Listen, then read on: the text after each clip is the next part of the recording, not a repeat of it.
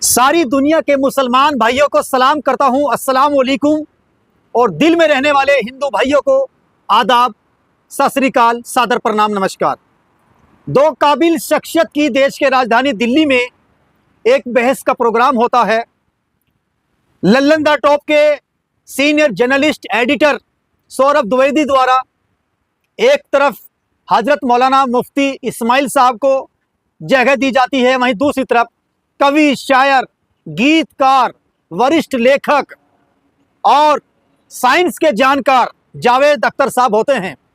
और बहस का मुद्दा होता है खुदा के वजूद पर बहस होती है। यानी टॉपिक देखिए कितना अजीब और गरीब है कि खुदा है या नहीं।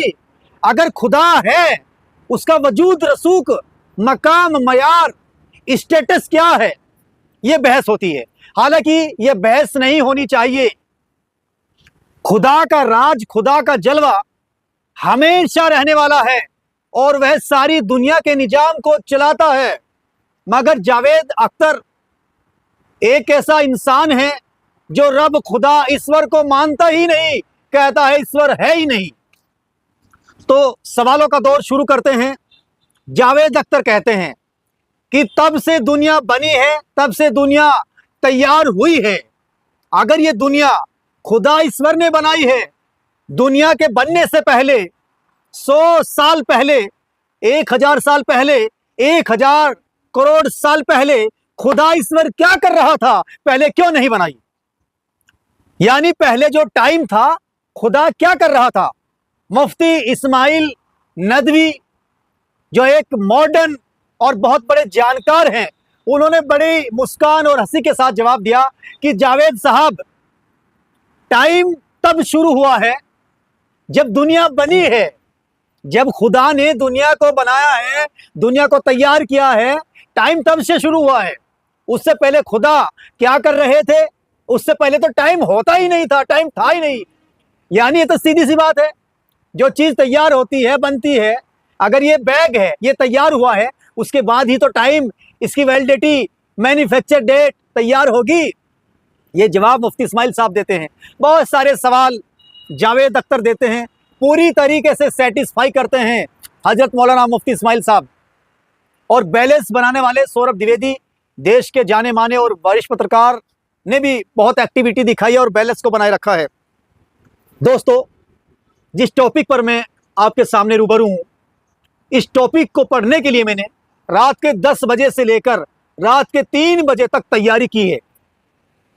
यानी कई बार कई चैनलों पर मुफ्ती इस्माइल साहब के और जावेद अख्तर के इस इंटरव्यू को देखा। अपनी जो सोच है, अपना नजरिया है, वह भी मैं पेश कर रहा हूं। दोस्तों, जावेद अख्तर जो गीतकार और साहित्यकार, लेखक है, वो कहते हैं कि गाजा पर, गरीब मासूम बच्चों पर जुल्म हो रहा है और खुदा देख रहा है, ईश्वर साइलेंट है। जिन पर जुल्म हो रहा है उनकी मदद क्यों नहीं हो रही है? उन्होंने कहा है कि कोई भी जुल्म हो, चाहे सरकार के द्वारा हो या फिर इंसान के द्वारा हो, लंबे समय तक नहीं चला जा सकता। मुफ्ती इस्माइल कहते हैं ये अल्लाह की ढील है, ये अल्लाह की ढील है। अगर कोई जुल्म कर रहा है, उनको दुनिया में भी सजा मिलती है, और जो जुल्म करते हैं उनके लिए ही अल्लाह ताला ने नर्क, जहन्नम को बनाया है। उनको सजा तय मिलेगी, ये अल्लाह की तरफ से मोहलत है। वो लोग जो जुल्म कर रहे हैं उनको सजा मिलकर ही रहेगी। ऐसा कहना मुफ्ती इस्माइल साहब का है। और बात रही, मुफ्ती साहब ये भी कहते हैं कि अगर कोई स्टूडेंट क्लास में पेपर देते हुए कोई फॉर्म टिक मार, नेगेटिव मार्किंग कर रहा है, जो एग्जामिनर आते हैं, क्या वो मना करते हैं कि तुमने गलत भर दिया है? वो मना नहीं करते। लेकिन जब रिजल्ट आता है, फिर पता लगता है कि नंबर ज़्यादा है या फिर कम है। यानी जो इंसान गलत कर रहे हैं, जुल्म ढा रहे हैं गरीब मजलूम मुसलमानों पर, मासूमों पर, अल्लाह देख रहा है। ये बात बिल्कुल सही है। लेकिन अल्लाह ने उनके लिए सजा भी तैयार कर रखी है, दुनिया में भी और आखिरत में भी, जहन्नुम, नर्क, और यहाँ सरकार भी उनको कड़ी सजा दिलाएगी। ऐसा कहना मुफ्ती साहब का है। दोस्तों, मुफ्ती साहब ने बिल्कुल सही कहा है, जैसा कोई करता है वैसा भरेगा। क्योंकि पेपर के बाद, एग्जाम के बाद रिजल्ट जरूर आता है कि हमने सही किया है या फिर हमने गलत किया है। अल्लाह ताला का अगर निजाम देखना है, ये जो सारी दुनिया में बादल है, आसमान, ये बिना सपोर्ट, बिना खंबे, बिना खूंटे के खड़ा हुआ है। ये अल्लाह के द्वारा बनाया हुआ है। ये बड़े बड़े पहाड़ इंसानों ने नहीं बनाए, बड़े बड़े समुद्र इंसानों ने नहीं बनाए। इंसान कहते हैं आज बारिश आएगी, लेकिन बारिश होती नहीं है। बारिश अगर होती है, बारिश अगर रुकती है, ये भी ईश्वर और खुदा के हुक्म से रुकती है। पत्ता पत्ता अगर हिलता है, परमिशन लेता है, ये भी अल्लाह के हुक्म से हिलता है और रुकता है। मुफ्ती इस्माइल साहब कहते हैं कि हजारों बार साइंस कहते हैं ये काम होगा, ये फुला काम होगा, मगर होता नहीं। दोस्तों, हिंदुस्तान के अंदर जो 140 करोड़ लोगों की आबादी है, अलग अलग आस्थाएं हैं, मन्नत है, भावना है। हिंदू समाज के लोग कहते हैं आज महादेव के ऊपर जल चढ़ेगा, और साइंस कहता है आज बारिश नहीं होगी। जल चढ़ता है क्योंकि हमारे हिंदुस्तान के हिंदू भाइयों की आस्था उस जल में है।